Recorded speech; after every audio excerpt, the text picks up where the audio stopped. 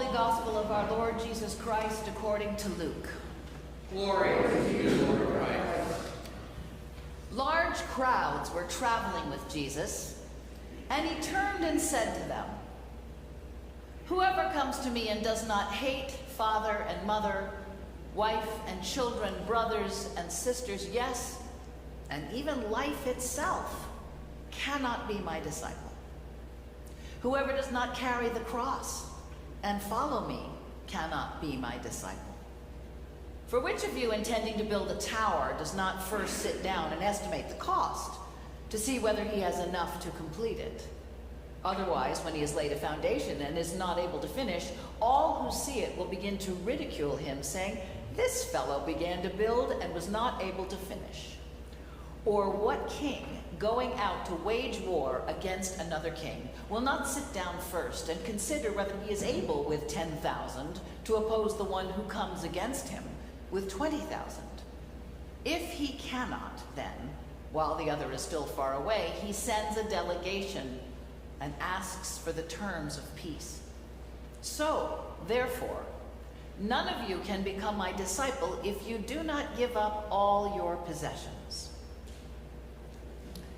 The Gospel of the Lord. Praise to you, Lord Christ.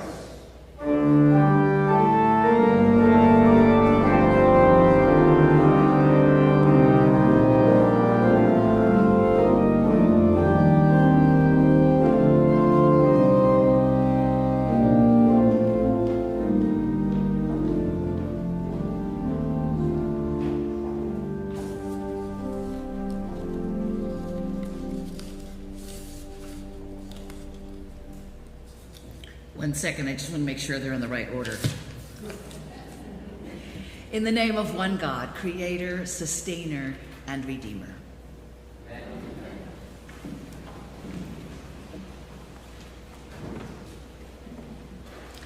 So this is a tough gospel passage.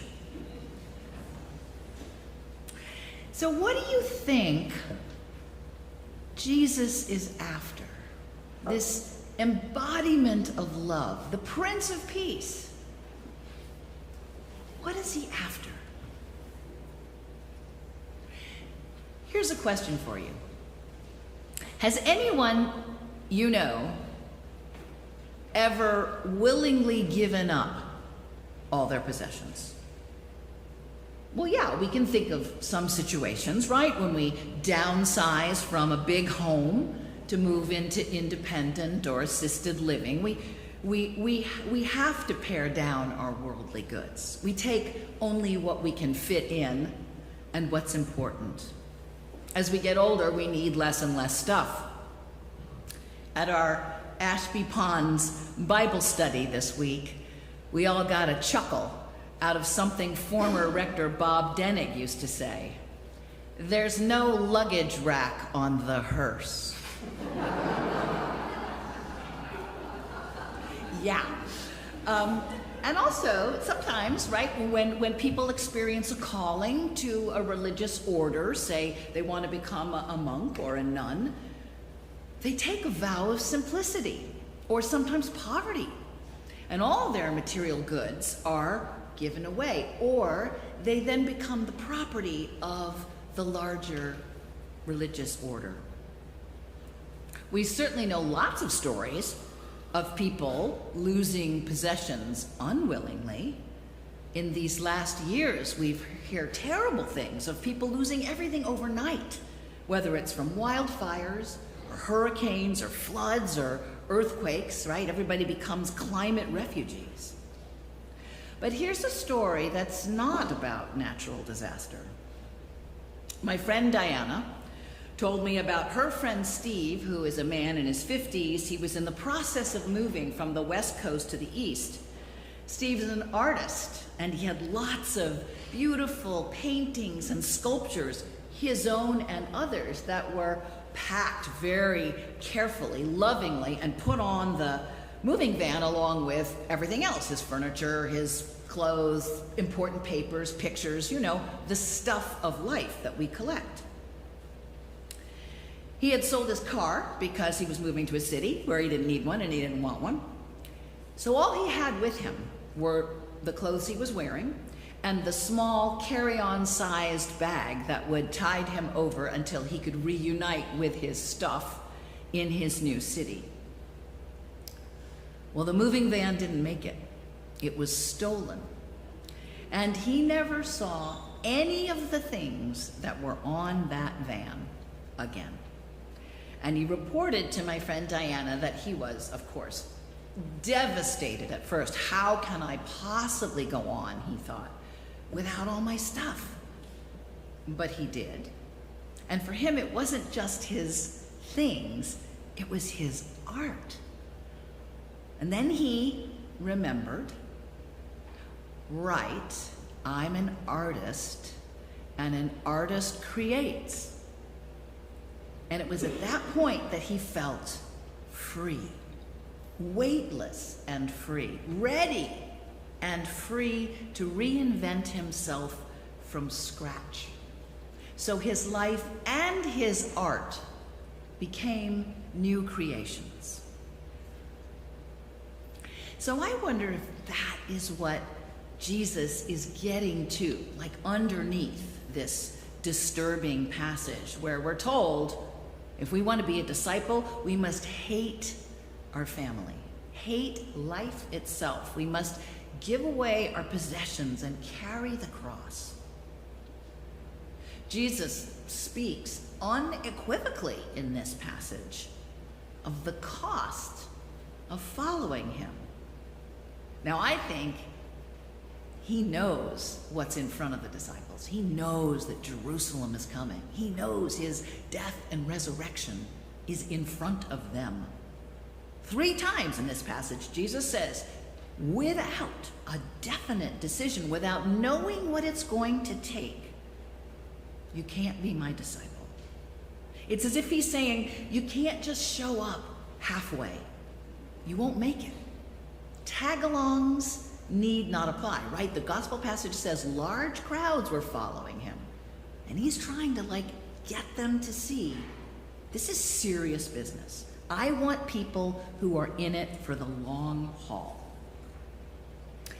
And this idea of bearing the cross or bearing our cross, which is how it's sort of become distorted culturally, it's very confusing, I think, to us in our contemporary ears, because in this gospel context, it has very little to do with the affliction of a chronic disease or other horrible things that befall someone. It's not our cross that we're bearing. It's the cross of Christ that we choose to carry. According to Luke, right? It's what we do voluntarily because we have been so changed and loved by Jesus. We carry the cross of Jesus in response to our love and our commitment to this Christ. It requires deliberate sacrifice. It requires exposure to risk. It's a way of life, right? It's not just something we do on Sundays. Jesus says, I'm asking for 100% commitment. That is a tall order. And just look at the original disciples. They weren't up for it either. They tried, right? But he is asking us to understand what we're getting into before we do it. And I believe he is serious about us becoming new creations. We have to be new creations ourselves if we are to help bring about the new creation of the reign of God on earth. Well, how do we do that? Jesus gives us some clues. We have to be willing to shed our old identities, to let go of what no longer fits, to leave behind what is no longer necessary for the journey. These things that we have carried with us, whether they're possessions or relationships or ways of thinking, we've held on to them. But they might just have to be sloughed off or reinvented or transformed. Everything must be made new. to keep going. And that can be a painful process. But like Diana's friend Steve, it can also be freeing. So it means that once we've sloughed old things off, we spend time undefended, unprotected.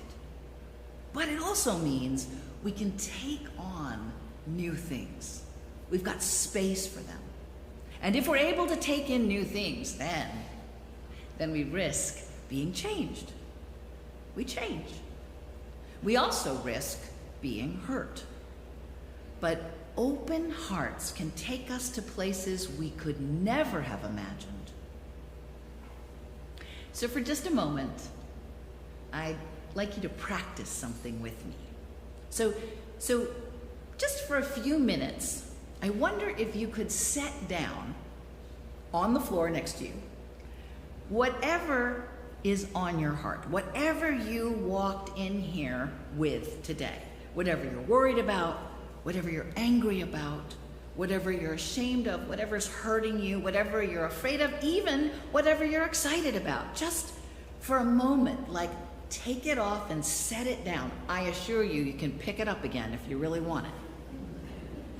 We spend so much time out in the world covering our hearts. I know I do. Protecting our tender underbellies from the hurts and the disappointments and the pain that's just part of living. You know, we carry with us whatever it is we want to defend ourselves against. It's kind of ironic, counterintuitive, right? Even though we don't want it, we're sort of carrying the weight of it, even as we resist it. So set it down. And for just a short while now, close your eyes, and I'm going to invite you to uncross your legs if your legs are crossed, and sit tall in your seat. And feel your back being supported by the seat behind you, and just let your weight release into the pew. Let it carry you. I want you to have a sense that you can widen your collarbones and relax your shoulders and just breathe directly into your heart center. See if you can feel some kind of a sensation there. Might feel warm or a vibration or a sense of expansion. And even if you can't feel anything, just imagine you can. It's the same thing.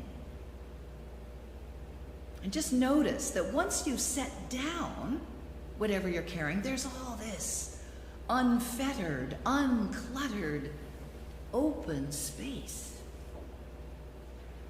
So we're going to just linger here for a moment more. We don't get to do this very often, and we certainly don't get to do it in a group. Very powerful.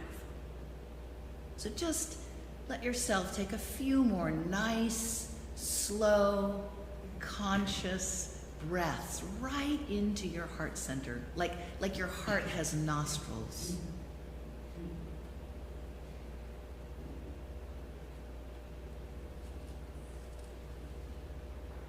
And now, gently, without disturbing this spaciousness, I want you to slowly open your eyes, but keep your awareness in your heart center. It's very different if our awareness is in our heart and we come back present into the room. See what that feels like. Keep breathing into your heart. Keep being aware of that heart space. Just notice the difference.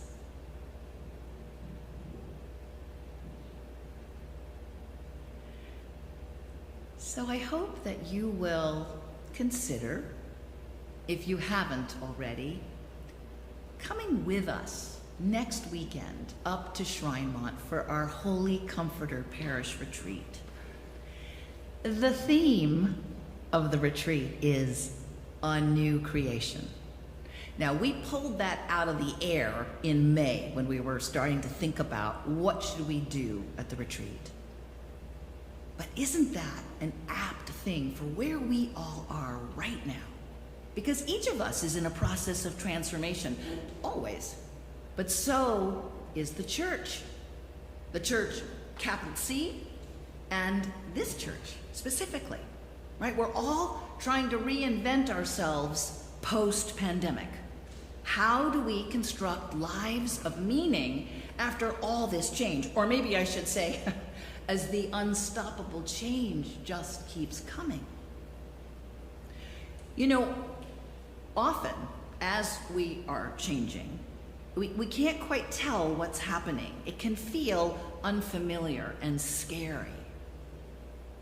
But as Mark Nepo says, as the days rinse our hearts, we feel something unseeable scour.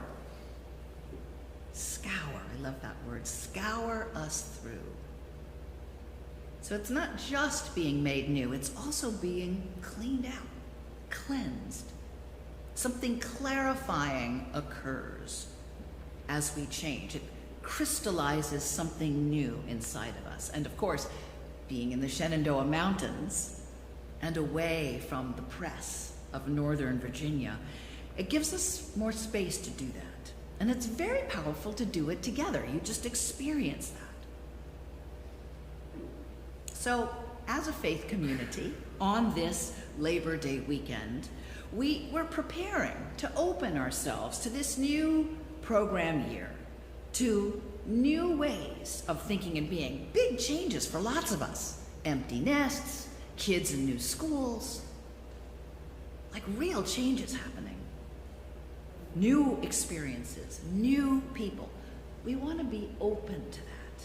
And we remember what the cost is of this cruciform life, right? This walk with Jesus, following Jesus.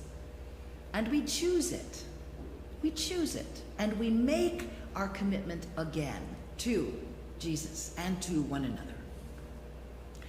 This is a Christ who is asking for all of your heart, not just part of it. And I wonder where your newly opened heart will take you.